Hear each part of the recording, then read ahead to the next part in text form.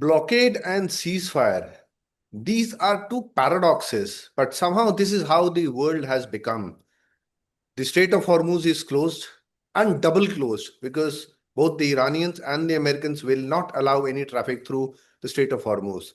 So, how is this West Asian strategic chessboard placed? To discuss this, I am being joined today by former Foreign Secretary Shri Kamal Sibal. Welcome to Samvad, sir. Thank you, Mac. Thank you for inviting me.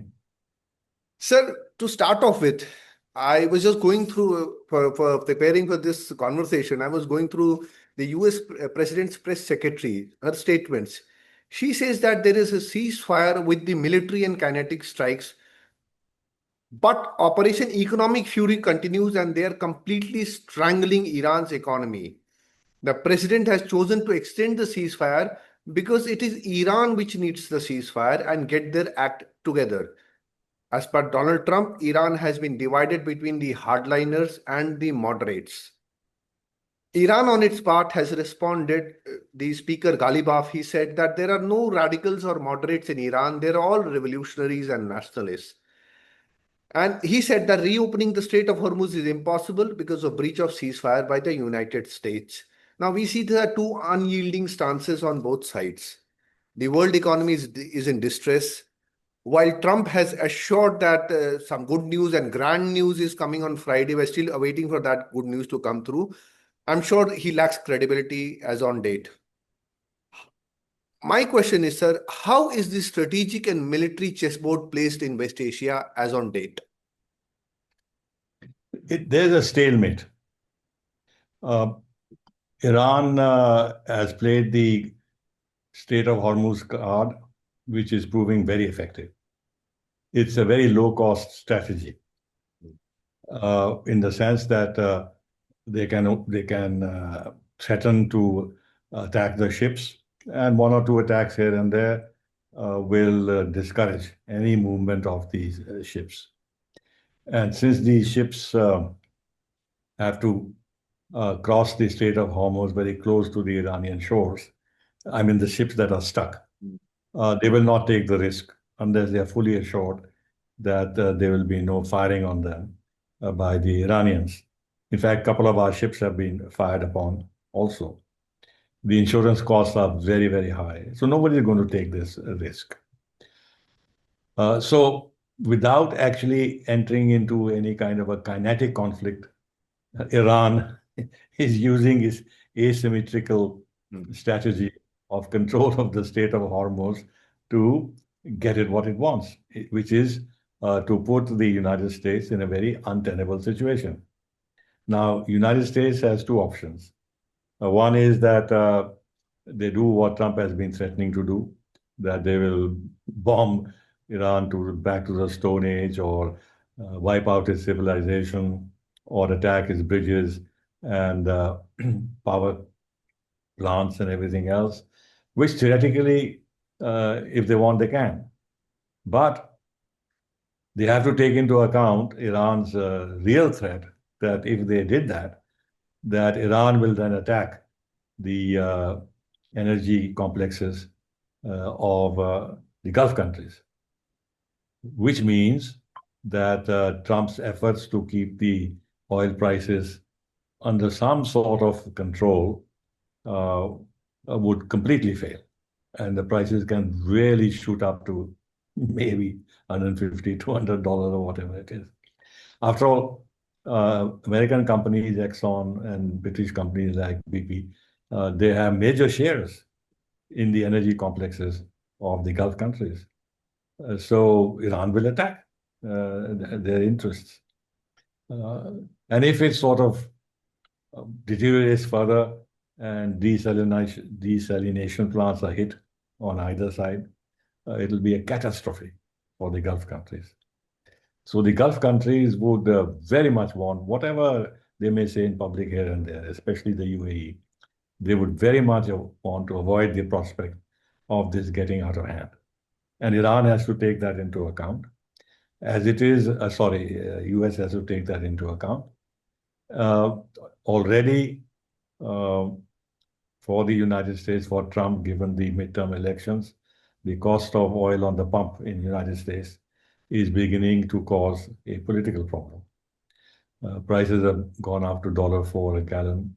And since Americans are in love with their cars and, and they rely on road transport for everything, more or less, this puts a huge burden on an ordinary person's exchequer. And then it has other effects on inflation, everything else, etc. So Trump cannot just go out and say, I will take military action. There's another problem that is looming ahead, because Trump cannot carry on this war beyond 60 days. And May 1 is the deadline. So by May 1, either the Congress approves the war that he is conducting, or it does not give him the legislative cover to continue the war. Then what does he do? He has a maximum of, he can defy that, which will be difficult, and he would have 30 days to wind down the war for security reasons. So he has also serious problems at his hand. The other thing is, as I understand, that Iran had anticipated this, and therefore it has positioned 180 million barrels of Iranian oil on the oceans, which will get sold, which is getting sold. So the money will come in. Those ships cannot be blocked. And I understand from some expert that this will take care of the global oil situation till about July. In other words, that Iran cannot be squeezed of funds entirely because of these oil that they have on the open seas. Then again, if you want to have a very effective blockade, then you have to put in a lot many more ships. America has to put in a lot many more ships. An aircraft carrier and this and that can't do that. You need to have frigates and everything else in much large numbers to be able to track the ships. It doesn't matter if one or two ships are tracked. But if there's a bigger movement of ships, then you have to have much greater naval assets on the ground. So there are limitations there. And it costs a lot of money. So there are constraints on both sides. There is a view of many people that actually, at the moment, the advantage is on the side of Iran, not on the side of America. The stalemate is advantageous to Iran because it is not doing anything on the ground except to prevent the movement of ships, and United States doesn't know what to do. So now, can this stalemate continue? How long it can continue? I've talked about the war power resolution and this and that. That is a big problem that the United States has to address. But even if one leaves that aside for the moment, what are the options that America has? It doesn't have many options. And then there are two other problems in this. One is there's absolutely no trust, and legitimately so, between Iran and Trump. I mean, Iran has seen what has it seen? It has seen the killing of its leadership and their families. From the purely human point of view, it is atrocious. After all, IRGC fellows may be hardliners or whatever, they're at the end of the day also human beings. When you see your leadership and their families and their children and this and that being killed in this manner, it hardens your feelings and your approach to the other party. And then twice they've been attacked while the negotiations were going on. And then Trump blows hot and cold. They can't, in fact, ignore the fact that even if it was rhetoric, over-the-top rhetoric about wiping out Iran's civilization or bombing it back to the Stone Age, but the fact is he has said that. And there are American forces around Iran. So for them, it is an existential issue, and some solution has to be found which gives them guarantee that even if they enter into negotiations, whatever emerges from the negotiations would be durable, and not subject to the whims and fancies of Donald Trump. And the second, equally important factor is Israel. The Israel defense minister has today said, again, that we are ready to bomb Iran back to the Stone Age. All we need is a green signal from the United States, and we'll bomb them, and we'll destroy their power plants, etc., etc. Now, unless there's guarantee and assurance that Israel can be adequately controlled, and there is a question mark whether the United States, because of domestic politics, is in a position to do that. Iran can be the spoiler at any time.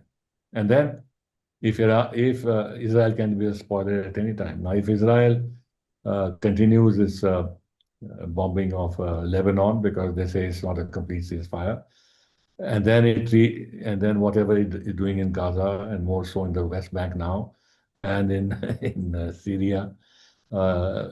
So unless that is also taken care of, because what we are talking about is a regional situation.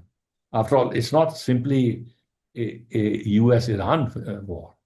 Israel is a key factor in this. So whatever it does, is very germane to whatever solution we are thinking of. So even if the US and Iran find some common ground, will Israel be an integral part of that, with a degree of assurance that they will not be an independent factor to actually destroy any understanding that may be reached between Iran and the United States. Sir, in a negotiation going on during a war, I believe the mediator's heft is also important. A nation which can guarantee security and trust to both parties, but they have picked Pakistan, but that's their choice. Now, in January, when the naval armada, the American naval armada, was surrounding Iran, Trump was all gung ho and locked and loaded our beautiful armada. But somehow that enthusiasm has withered down now. Now they are availing the services of a field marshal, a usurper field marshal, and a failed nation to mediate. Vice President Vance and his team was ready to fly into Islamabad, but Iran says nothing doing. They are not ready to negotiate as under the circumstances. Now, the Gulf allies, I'm sure they're having second thoughts about the US security umbrella. The Quad is virtually in a comatose, I would say, sir. China must be watching with glee from the sidelines. It's doing nothing and just watching its competitor weaken itself. It seems very strange, sir. Is the Pax Americana in a terminal decline, or is it just a terminal blip because of this person called Donald Trump? I think to speak of it as a terminal decline would be a bit of an exaggeration, because terminal decline, I mean, you immediately think of cancer, that life is going to end unexpectedly and quickly. No, I don't think it's in terminal decline, but you can say that Trump is doing everything to damage the standing, the power, and the influence of the United States in the world. And therefore, he is opening a path to the decline of the United States. For the time being, United States will continue to be the most powerful country, biggest economy. It is most advanced in terms of technology, although the Chinese have carved out a niche for themselves. It is a source of investments, huge investments for the rest of the world. The dollar remains the reserve currency. More than 60% of the transactions worldwide are through the dollar. The power of the dollar cannot get eroded so easily. I understand that I'm not sure if I got the figure right. It's either 60 or 80% of the global stock market investment is in US dollars. So you can see the kind of kind of uh, power that United States exercises globally through the dollar, and that's not going to go away because there is no comparable currency. Europe has lost. The euro has the transactions in euro have declined a little bit. Yen is not in the picture. The pound is not in the picture. The yuan, at most, accounts for less than 10% of the global transaction. So the transition to a terminal decline of the United States would occur with the financial weakening of the dollar, which is not on the cards. And then the United States remains the most powerful country militarily. It has 180 bases in 80 countries. China has only one base in Djibouti, where there are other countries who have bases alongside China. China can't therefore operate beyond its shores the manner in which the United States can, even if the United States is successful in what it does, but it has the capacity. So that is it is.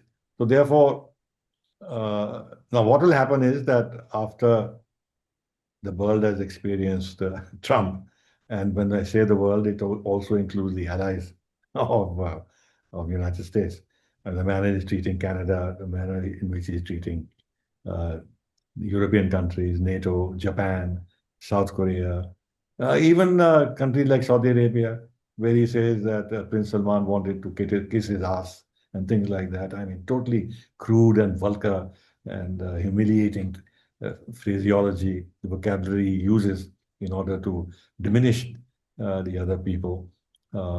He called India, I mean, he amplified this message by some MAGA fellow that India is a hellhole. Uh, so he has no regard for anyone. So what will they, and then, as you rightly said, and that's important, the Gulf countries have seen that faced with the real challenge on the ground, there are curbs on American power. America cannot act the way it wants to because the collateral damage is huge. So it has seen its bases being attacked. It has seen its bases being vacated. It has seen its allies uh, where the United States has big bases being attacked by Iran without the United States being able to do much. And the complaints of the Gulf countries that when push came to shove, the United States moved its assets to protect Iran, to protect Israel rather than the Gulf countries. So there is a rethinking there about the usefulness of having US bases and the US security cover. And in this vital area where most of the world's energy is coming from, uh, a loss of standing of the United States or a weakening of its security posture there weakens the United States of America. And then what will happen is that all the countries who are suffering in different ways from the vagaries of the United States and Trump's policies will, even if they can't do it immediately, steadily hedge, move away from over-reliance on the United States, find other countries, develop other plurilateral organizations where they can get the kind of support, political, economic strategic that they can get, and which is independent of the United States, which means BRICS to begin with. SCO, of course, is geographically limited, but nevertheless. What will then happen is that China's stature will rise, definitely, is rising, because China appears much more stable, much more responsible, relatively. It is not tainted with the kind of things that Trump is doing and saying. And Russia has rebuilt its prestige because even if it hasn't succeeded in winning the war in Ukraine, but it has shown that it can stand up to Ukraine fully supported by NATO. So if Russia has not succeeded, neither has NATO succeeded. And that stalemate, given the respective size of military assets and economies, where NATO with much more military assets and much bigger economy. Russia relatively smaller. But Russia has shown resilience that also adds to Russia's prestige. And therefore, there are other countries who would then want to gravitate more towards Russia as part of hedging. So to that extent, yes, American power will slowly, relatively decline. So this closeness which is growing between America and the Pakistanis, Asim Munir to be very precise, makes me apprehensive because we have seen a history whenever the Americans and the Pakistanis have gotten very close strategically, militarily, it's been ominous for India. We have seen the Cold War, the Soviet invasion of Afghanistan, what happened in the aftermath, the growth in terrorism in Kashmir. Even the war against terrorism had its ill effect on India because the Americans were busy fighting the Taliban and the Pakistanis were bleeding India. And I was going through this. There was some conference in the Hudson Institute yesterday, I believe, where Kenneth Juster, the former US ambassador to India, he said that the Pakistan's warm relations with the United States may cause India to limit its response to the next significant cross-border territorial incident. Maybe that is the reason why they're going close to the Americans. So, are Yeah, my apprehensions misplaced? firstly, while it is a fact that US relations with Pakistan has been a huge headache for us, big problem for us, especially when they gave them advanced weaponry in the past, which emboldened the 1965 war. And then they gave them F-16s and everything else in order to give them a little edge over India in the airspace. And then, of course, they not only turned their blind eye, but actually, in a sense, connived at Pakistan becoming nuclear. And that is a huge problem for us. But, we have withstood all that, haven't we? It's not as if all that support that the United States gave to America, prevented us from protecting our territorial integrity, our sovereignty, and reaching the point where we have reached. So there is no way that however much of a favorite the field marshal is, America is not going to give them the kind of support that they've given them in the past. Not that level of support, because their equities with India have grown enormously. At that time, they had no equities in India. And they also felt that India was in the other camp and what have you. India was seen as a problem. All the talk about estranged democracies and everything else. Today, we have the latest trade figure, the $240 billion of trade in goods and services with the United States has gone up. And look at the number of and look at the GCCs that US multinationals have set up here, the manner in which they want to capitalize on our human talent and everything else. We also have a defense relationship which we didn't have at all at that time. I'm talking about the phase during which they were, in a sense, almost hostile to us.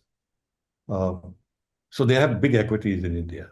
So beyond a certain point, they can be a nuisance for us and put pressure on us, but they can never equate India and Pakistan in their larger strategy because it flies in the face of reality.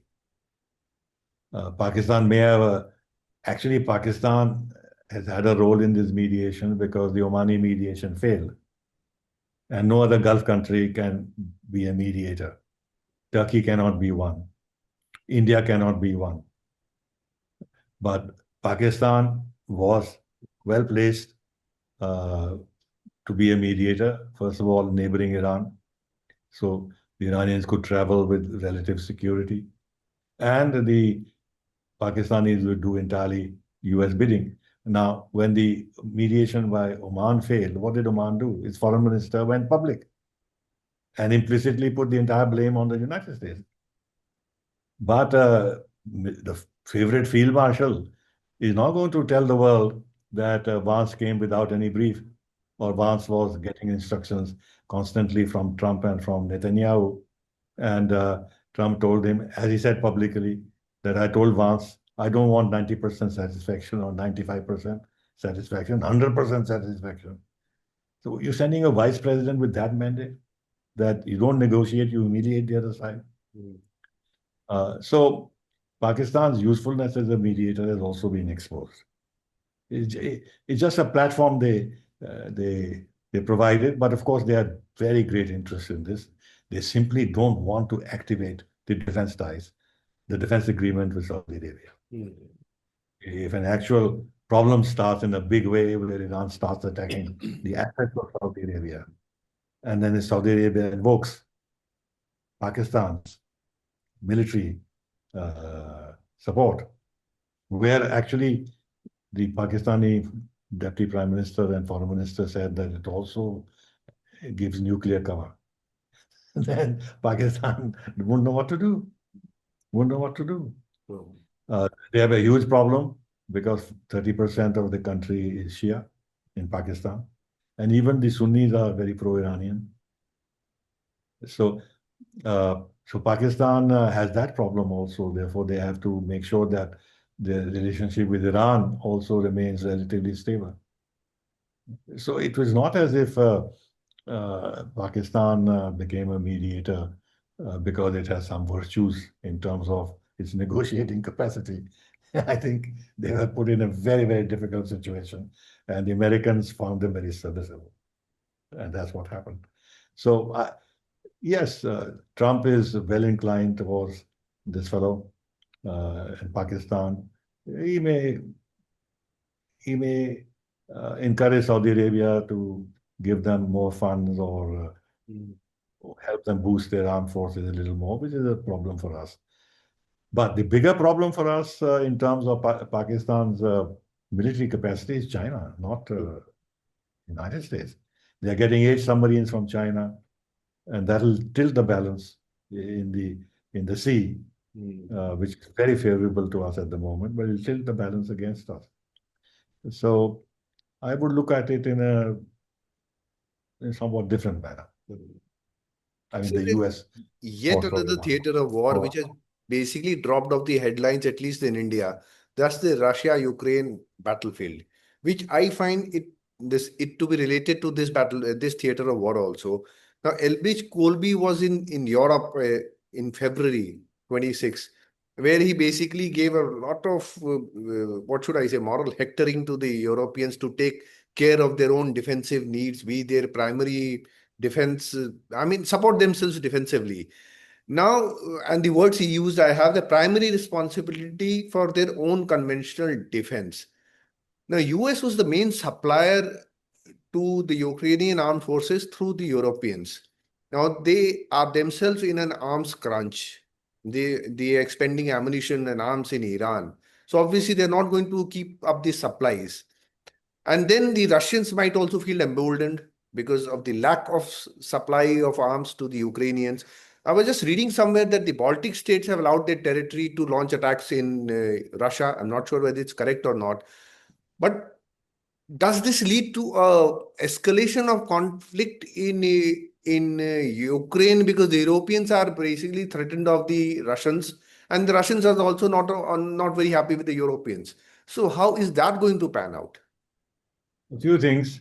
One, I don't think that this news about the Baltic states allowing their territory to become a base for attacks on Russia is true, because this will mean direct NATO attacks. Because they're members of NATO, this will mean direct attack by NATO. It's a different matter that you supply arms to Ukraine, you fight a proxy war, you may even send mercenaries in Ukraine to fight the Russians. That is happening. But actually, directly attacking Russia from your soil, from a European country's soil, means actually you are entered into direct conflict with Russia. So I don't think that news is true. What is true is that they have, as I understand, allowed some additional forces to be stationed, some additional, I don't know what they are, some additional military equipment to be positioned on their soil as a kind of a deterrence, whatever. That is one. The other is that you're right, with the United States now getting bogged down in the war on Iran, and it's costing them billions. And they have run out of their missile, Patriot missiles and other anti-Aryan defense systems, with the additional problem that many of these missiles and others require rare earths from China, and which they can't produce in large numbers unless China is willing to allow the export of these rare earths, which they are curbing. So in order to replenish their own inventories, America had a big task ahead because they expended just far too much in fighting Iran. So theoretically, they don't even have enough to give to Europe against payment to be supplied to Ukraine. The $90 billion which Europe is now giving to Ukraine for 26-27 is really not it's financial support, because Ukraine doesn't have money. It can't pay its armed forces, it can't pay civil servants, it can't run its government unless it has this money. So I don't think there's any significant component of this in terms of military hardware. The British are saying that they have developed some advanced drones, and a few thousand of them they will transfer to Ukraine. Ukraine claims that they have, through their own efforts, developed advanced manufacturing of in terms of drones, that they're now able to manufacture very advanced drones, which they are willing to offer to even the Gulf countries and even to India. So now, whether it is an indigenous effort by Ukraine or whether it is the Europeans, the Germans and others who have actually established manufacturing facilities in Ukraine, with some participation of Ukraine to manufacture these advanced drones, that's a different matter. But Ukraine obviously is short of not only manpower, but also adequate defense equipment, which then places Russia in a relatively stronger position. But because now, after the winter is over and the ground begins to harden, the winter slush is over, there can be more movement on the ground of forces on either side.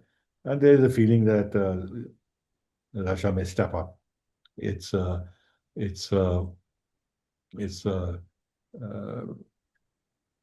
activities, armed activities against Ukraine in the areas which they want to capture. So that's where the position is. Europe is in a very difficult situation, quite apart from what we have just discussed. They have huge energy problems now, huge energy shortages, because they cut off all oil supplies from Russia. And now the oil supplies from the Gulf have been interrupted.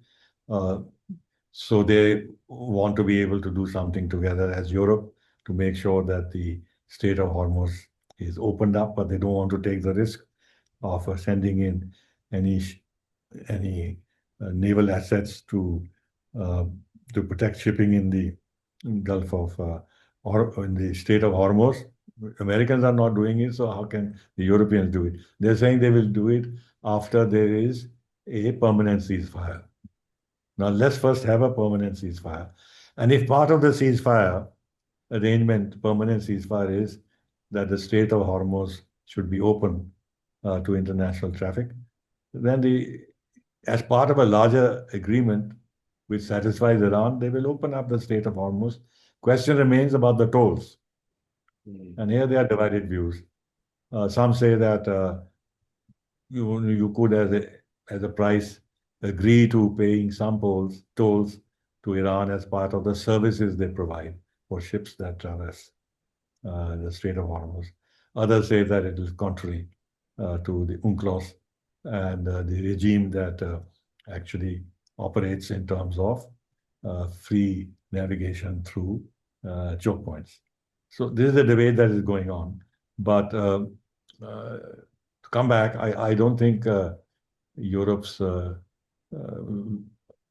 proposition that they will like to have a European defensive force provide security to international traffic in the Gulf, in the Strait of Hormuz, after there is a permanent ceasefire, and India is participating in these discussions, is actually a realistic one.